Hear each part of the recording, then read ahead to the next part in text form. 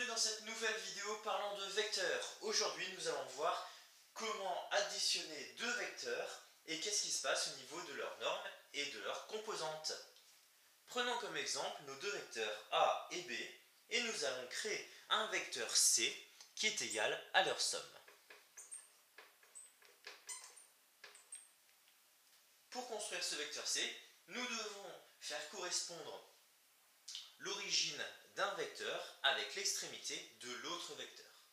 Pour cela, nous allons tracer un vecteur égal soit au vecteur A, soit au vecteur B, pour que son extrémité ou son origine corresponde à l'extrémité ou l'origine de l'autre vecteur.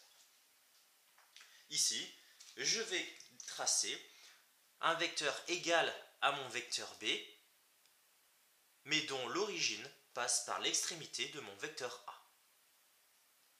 Donc je trace un vecteur parallèle, de même sens et de même longueur que mon vecteur B. Et mon vecteur C dans tout ça, tout simplement, il se trouve entre l'origine de mon vecteur A et l'extrémité de mon vecteur B.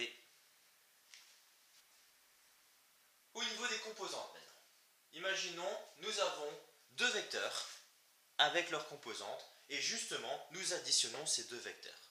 Pour connaître les composantes de ce nouveau vecteur, il nous suffit d'additionner les composantes de nos deux premiers vecteurs.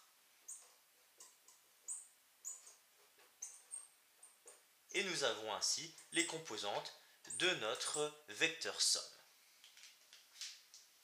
Malheureusement, cette règle ne vaut pas pour la norme que nous serons obligés de recalculer à partir des composantes de notre vecteur somme.